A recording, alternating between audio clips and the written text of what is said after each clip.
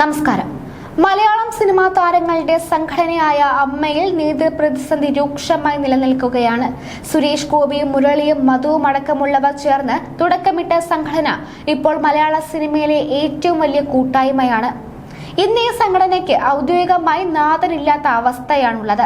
Hema committee റിപ്പോർട്ടിനെ തുടർന്ന് അമ്മയുടെ നേതൃനിരയെ പിരിച്ചുവിടുകയും ദൈനംദിന കാര്യങ്ങൾ മുന്നോട്ട് കൊണ്ടുപോകാൻ ഒരു അഡ്ഹോക് കമ്മിറ്റിക്ക് രൂപം കൊടുക്കുകയുമായിരുന്നു. ഈ കമ്മിറ്റിയുടെ കാലാവധി 3 മാസം മാത്രമായിരുന്നു. എന്നിട്ടും പുതിയ നേതൃത്വം ആയിട്ടില്ല. മോഹൻലാൽ അടങ്ങുന്ന പഴയ ടീം തന്നെയാണ് സംഘടനയെ ഇപ്പോൾ നയിക്കുന്നത്. ഇതിനിടെ ഇക്കഴിഞ്ഞ ഞായറാഴ്ച നടന്ന അമ്മ ജനറൽ ബോഡി യോഗം പുതിയ ഭരണസമിതിയെ 3 മാസത്തിനുള്ളിൽ തെരഞ്ഞെടുക്കാൻ ധാരണയിലെത്തിയിരുന്നു. സംഘടനയുമായി സഹകരിക്കാൻ യുവതാരങ്ങളടക്കം പല പ്രമുഖരും താൽപര്യം കാണിക്കാതെ വന്നതോടെ മോഹൻലാൽ കടുത്ത വിഷമത്തിലായിരുന്നു.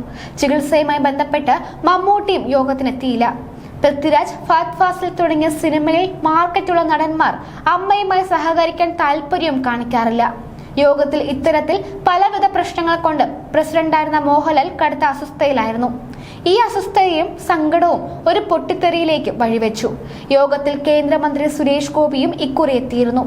മോഹൻലാൽ തന്നെ വീണ്ടും അമ്മയുടെ അധ്യക്ഷ സ്ഥാനത്ത് തുടരണമെന്നാണ് സുരേഷ് ഗോപി പ്രസംഗത്തിൽ പറഞ്ഞത്. ഗജവീരനായ മോഹൻലാൽ തന്നെ സംഘടനയുടെ തലപ്പത്ത് വേണമെന്നാണ് അദ്ദേഹം ആവശ്യപ്പെട്ടത്.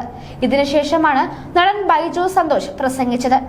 തന്റെ സ്വതസിദ്ധമായ തിരുവനന്തപുരം ഭാഷാ ശൈലിയിൽ മോഹൻലാലിനെ അല്പം കളിയാക്കുന്ന തരത്തിലാണ് ബൈജു സംസാരിച്ചതെന്നാണ് പുറത്തുവരുന്ന വിവരം. ലാലേട്ടൻ ചുമ്മാ താടിക്ക് കയ്യം കൊടുത്തിരുന്നാൽ മതിയെന്നും മറ്റു കാര്യങ്ങളെല്ലാം മറ്റുള്ളവർ ചെയ്യുമെന്നുമാണ് ബൈജു പറഞ്ഞത് എന്നാണ് പുറത്തുവരുന്ന വിവരം.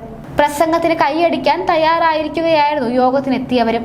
എന്നാൽ എല്ലാവരെയും സ്തബ്ധരാക്കി മോഹൻലാൽ ബൈജുവിനോട് പൊട്ടിത്തെറിക്കുകയാണ് ഉണ്ടായത്. ഇരുന്ന സീറ്റിൽ നിന്നും ചാടി എണീറ്റ മോഹൻലാൽ കടുത്ത ഭാഷയിൽ ബൈജുവിനോട് ശോഭിച്ചു.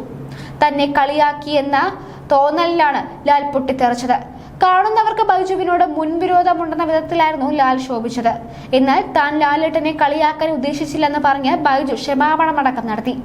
ലാലേട്ടന് എന്ത് പറ്റിയെന്നാണ് അവിടെ ഉണ്ടായിരുന്ന മറ്റുള്ളവരും ചോദിച്ചത്. പിന്നീട് എല്ലാവരും ചേർന്ന് അദ്ദേഹത്തെ ശാന്തനാക്കുകയായിരുന്നു. എന്തിനാണ് ലാൽ പൊട്ടിത്തെറിച്ചതെന്ന് അവിടെ ഉണ്ടായിരുന്ന അധികമാർക്കും മനസ്സിലായില്ല. മമ്മൂട്ടിക്ക് യോഗത്തിന് വരാൻ സാധിക്കാതിരുന്നതും ഫഹദ്, ദുൽഖർ, പൃഥ്വി അടക്കമുള്ള യുവതാരങ്ങളുടെ സഹകരണമില്ലായ്മയടക്കം മോഹൻലാലിനെ വിഷമത്തിലാക്കിയിരുന്നു.